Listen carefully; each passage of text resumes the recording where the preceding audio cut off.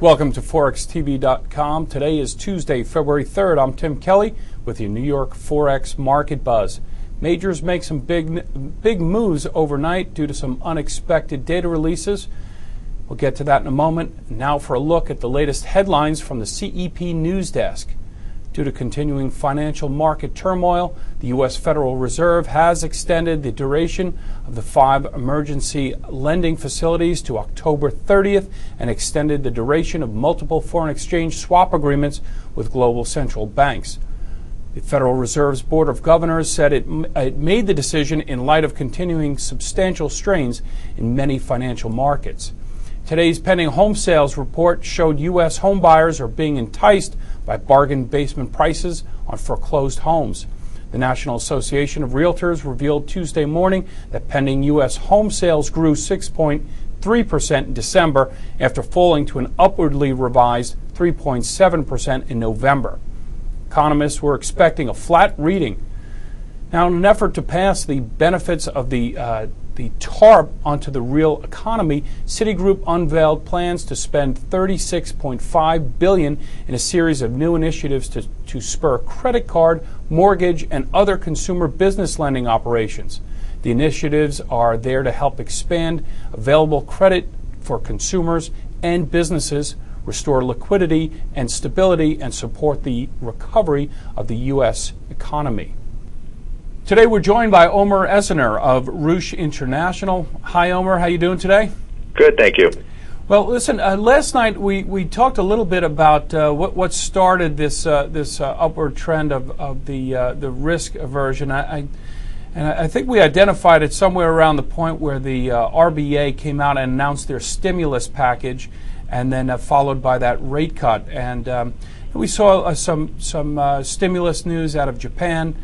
Carried over into maybe some, as you mentioned before, counter data out of the Eurozone on PPI. But the big news, I guess, for the follow-through today was the better than expected housing data. Why don't you give us a rundown of the past 12 to 18 hours and tell us what you think is happening here? Yeah, as you mentioned, we have seen a nascent improvement in risk appetite. That was mostly kicked off by the announcement from the Australian government. They plan on spending another 42 billion Australian dollars on infrastructure investments that initially helped equities to bounce overnight. That news was followed by the Reserve Bank of Australia's 100 basis point interest rate cut, which brought Australian lending rates to a record low of 3.25%. So that was definitely a positive for risk appetite. We saw out of Japan, as you mentioned, they came out with their latest stimulus package. The Bank of Japan plans on investing up to $11 billion in stocks that are held on the portfolios of banks. Again, also a positive for risk appetite. And that positive sentiment was carried over into U.S. trade when we saw the better-than-expected pending home sales data for December. Pending home sales actually rising by over 6% in the last month of 2008, which confounded expectations for no change. So overall, I would say the general theme in the market this afternoon is still one of a slight improvement in risk appetite. Do you think that it was overdone a little bit? 65 in Aussie seems a little bit rich by a number of standards. Do you think we overshot there, and are we going to see a snapback there? Well, certainly I think the Australian dollar is going to continue to face a number of headwinds, not least of which is the continuing deterioration in the global economic outlook. So I think the 100 basis point cut and the stimulus package from the Australian government were net positives for the Australian economic outlook. But I think if we're going to take a look at the big picture, certainly I think the Aussie's upside will remain limited. I think it might have a little bit more to the immediate upside in the very near future. But having said that, I think the Aussie's overall trend will probably remain a downward one. Now, with regard to euro, where do you see us going there? A lot of folks may have thought that with the data coming out of the eurozone, that we might have seen a bit of a sell-off in euro. That did not happen. You're right. The data out of the Eurozone was pretty bleak. You mentioned the PPI data, which showed a much steeper than expected decline in wholesale prices. We also saw a record jump in Spanish unemployment and a surprise fall in German retail sales, all of which continues to paint a pretty bleak picture for the Eurozone economic outlook. The euro has, however, benefited from the slight improvement in risk appetite, and I think that's probably going to carry it over for the next, at least for the remainder of this session, probably into tomorrow.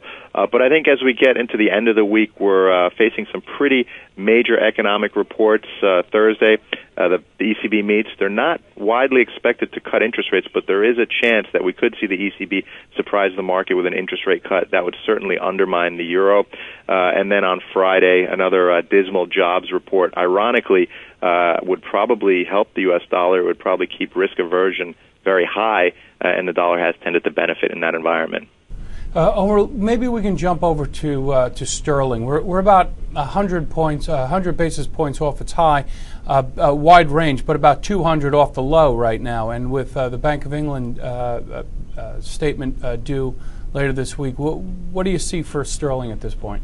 Well, again, I think sterling's upside is probably going to be very limited. I think sterling at these levels is probably a good opportunity to sell sterling against the U.S. dollar and against the euro.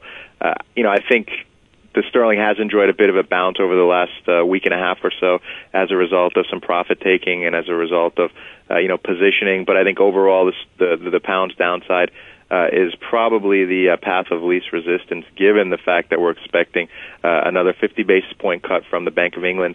Probably they'll leave the door open to further policy easing, and I think in the near future, the Bank of England will probably have to resort to unconventional policy measures like quantitative easing, which is inherently pound negative. So, all the signs continue to point to continued weakness in the pound.